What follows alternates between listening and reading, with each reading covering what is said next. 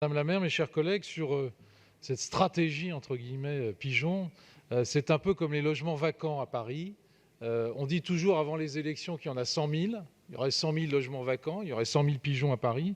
Et puis finalement, après les élections, on s'aperçoit qu'il n'y a pas 100 000 logements vacants, il y en a 25 000, et qu'il n'y a pas 100 000 pigeons dans les rues de Paris, il y en a 23 000 ou 25 000. Bon. Là, on a la chance, grâce au travail qu'a fait cette association, qu'on sache à peu près le nombre de pigeons qu'il y a à Paris.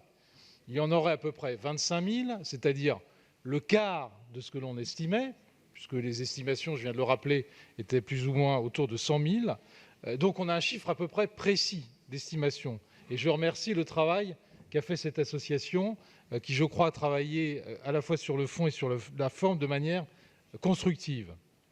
Alors, évidemment, 23 000 pigeons à Paris, ce n'est pas énorme comparé aux 4 millions de rats également estimés dans notre capitale. Donc la stratégie pigeon, c'est plutôt un peu aléatoire par rapport à ce que nous devrions débattre ici, c'est-à-dire d'une stratégie anti-rat et non pas d'une stratégie anti-pigeon. Voilà. Alors, on nous dit aussi qu'il n'y a que 9 pigeonniers qui accueillent à peu près 1000 pigeons. Bon, ça fait seulement 5% des pigeons qui seraient dans un pigeonnier. Si mes calculs sont bons, 95% des pigeons, même s'ils ne sont que 25 000, sont à l'extérieur des pigeonniers. C'est-à-dire qu'ils sont en liberté totale. Ils ne sont pas contrôlés, ils ne sont pas nourris, ils ne sont pas suivis, car seuls ceux qui viennent dans les pigeonniers peuvent être suivis, y compris dans les éventuelles maladies qu'ils peuvent transmettre. Alors, il y a des choses positives dans ce que vous nous annoncez. Il y a par exemple, dans cette stratégie, l'installation de nouveaux pigeonniers. Bon, mais j'ai l'impression que ça va mettre un peu de temps, parce qu'il va falloir consulter tout le monde. On nous parle, il va falloir que les arrondissements fassent une demande. Moi, je ne sais pas dans combien de temps on aura, par exemple, un doublement des pigeonniers, alors que c'est absolument nécessaire.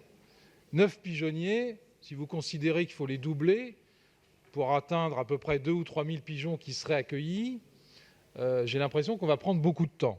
Bon. Et puis, ce qui est intéressant, c'est que vous envisagez un espace de nourrissage conventionné. Moi, je trouve que ça, c'est une très bonne idée, sous réserve, évidemment, qu'on trouve une association ou des associations qui soient capables, évidemment, de gérer ces espaces. Car si ça n'est pas géré, ça sera pire que tout. Or, vous savez qu'une chose est de signer cette convention avec une association, une autre chose est de voir le résultat, évidemment, sur le terrain.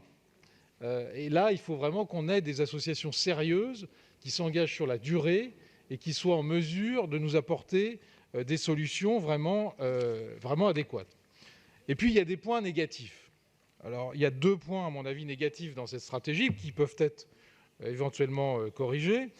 C'est d'abord, il faut bien le dire très clairement, la présence nuisible de ces nourrisseurs réguliers à Paris. C'est dit un peu dans la stratégie, mais on ne voit pas quelles sont les mesures qui sont mises en face pour faire en sorte qu'on ait une diminution de ce nombre de personnes, qui d'ailleurs ne sont pas très nombreuses, et comment les prendre en charge. Vous dites à juste titre, et je peux en témoigner, que la verbalisation de ces personnes qui sont souvent des SDF n'est pas faisable. Elle est faisable, mais sans résultat.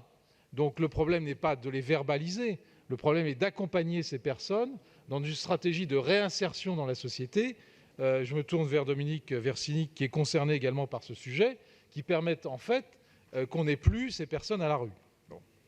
Enfin, il y a 2 sujets, il y a 2 cas qui sont essentiels, qui sont très emblématiques à Paris, de gens de nourrisseurs, ce qu'on appelle des nourrisseurs, ce que la stratégie appelle des nourrisseurs, qui sont situés, un à Beaubourg, qu'on connaît très bien, face au musée Georges Pompidou, et puis le nourrisseur du pont Notre-Dame. Bon, c'est quand même 2 cas très emblématiques dans Paris qui, à mon avis, peuvent être réglés relativement facilement. Alors, il y a aussi évidemment le rôle de la préfecture de police qui doit être également souligné. À mon avis, il ne s'agit pas de montrer plus de fermeté, il s'agit de montrer comment nous pourrions réinsérer ces gens, je viens de le dire, dans un processus qui permette d'évacuer ces nourrisseurs qui sont effectivement des plaies Je vais vous inviter pour à aller vers Paris. votre conclusion, Monsieur Dubuc. Voilà, mesdames et messieurs, ce que je voulais vous dire sur cette stratégie. Merci, Monsieur Didier Guillaume.